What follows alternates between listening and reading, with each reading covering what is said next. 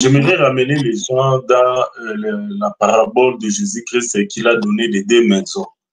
Jésus-Christ a dit il y a deux maisons, l'un est construit sur le sable et l'autre sur le roc. Là, c'est dans Matthieu 7. Et lorsqu'il y a eu la pluie, il y a eu beaucoup de tempêtes, la maison qui était construite sur le roc a subsisté. Mais la maison qui était construite sur le sable s'est emportée. Vous comprenez? Et ici, Jésus a dit, ce n'est pas tout celui qui m'appelle Seigneur, Seigneur, qui va entrer dans le royaume de Dieu. Non, mais c'est celui qui est assis sur le roc. Pas celui qui fait des miracles, pas celui qui fait des prodiges, pas celui qui fait beaucoup de choses sur la toit ou peu importe, mais celui qui est assis sur le roc.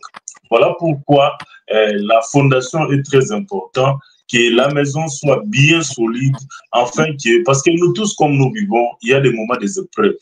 Il y a des épreuves qui viennent, des fois tu es malade, des fois tu as des problèmes, des fois on te renvoie du boulot, des fois des choses qui arrivent dans nos vies. Il y a des choses très bizarres, peut-être on est attaqué par des démons ou par des coutumes, la famille, les sorcelleries, il y a beaucoup de choses. Mais c'est dans des moments pareils que nous comprenons là où notre foi est basée. Celui qui n'a pas basé sa foi sur le roc, peut-être il va chercher le fétiche, il va aller consulter les ancêtres, ou peut-être il y a d'autres gens qui ne croient pas en Dieu, qui seront directement bouleversés, peut-être éclaboussés par des problèmes. Mais celui qui met sa foi, celui qui construit sa maison sur le roc, il sera solide, parce qu'il fait que le roc, c'est Jésus-Christ. Lorsque le fondé sur le fondement des apôtres et des prophètes, sa maison sera solide. C'est une maison, lorsque le vent va pousser, il restera solide. Il sait que la solution viendra. Dieu est vivant et Dieu va se manifester. Donc, maintenant, nous devons comprendre quelle est la pensée de Dieu. La pensée de Dieu est principale. Dieu est amour. Nous devons commencer par là. Dieu est amour. Dieu nous aime. Dieu t'aime. Et le souci de Dieu, c'est qu'il veut construire une relation entre toi et moi. Il veut construire une relation avec toi. Parce que cette relation a été brisée dans les jardins d'Éden. Parce que lorsque la relation de l'homme avec Dieu a été brisée dans les relations, dans le jardin d'Éden, Dieu a envoyé son Fils unique. Dieu a envoyé Jésus-Christ afin de rétablir cette relation. Jésus, Fils de Dieu, est mort à la croix à ta place et à ma place pour que nous puissions être membres de la famille de Dieu, pour que nous puissions être sauvés. C'est ça le message de Dieu. Le message de Dieu, c'est un message d'amour. Dieu veut que toi et moi, nous puissions être en relation avec lui. Et c'est ça, ce message. C'est pourquoi Dieu, maintenant, dans son amour, il a fait quoi? Il a envoyé ce message afin que nous et vous, moi et toi, nous puissions être en relation avec toi. Et ce message a été écrit quelque part. Et c'est ce qu'on appelle la Bible, la parole écrite de Dieu. Dieu a envoyé son message qui est écrit dans la Bible. Et la Bible est divisée en deux parties.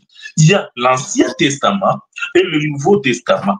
Dans l'Ancien Testament, Dieu se choisit des prophètes pour écrire l'Ancien Testament. Il y a des prophètes qui ont écrit l'Ancien Testament et qui ont enseigné les voies de Dieu.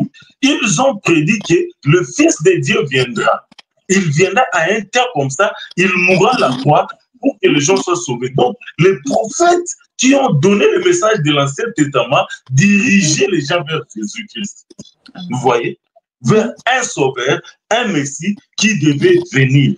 Maintenant, la deuxième partie de la Bible, ça commence dans le Nouveau Testament. Nous avons les 4 évangiles et nous avons les actes des apôtres, les épîtres et la révélation. Et ici, nous voyons que les 4 évangiles, ils sont en train de parler de Jésus. La naissance de Jésus, la vie de Jésus, la mort de Jésus, la résurrection de Jésus, l'ascension de Jésus et comment Jésus est avec nous. Maintenant, après cela, les actes des apôtres, c'est là où les apôtres maintenant ont pris les relais. Ils ont continué maintenant à enseigner aux gens les messages de Jésus. Cela est écrit dans les épîtres. Vous voyez? Donc, ici, nous comprenons directement que dans l'Ancien Testament, ce sont les prophètes qui ont parlé. Et dans le Nouveau Testament, il y a quoi? Ce sont les apôtres qui ont parlé. Et c'est ici maintenant où est posée notre foi. Notre foi maintenant ici, il est posé par les enseignements que les prophètes ont écrits dans l'Ancien Testament et les enseignements que les apôtres ont écrits dans le Nouveau Testament. Je ne sais pas si les dieux commencent à s'ouvrir.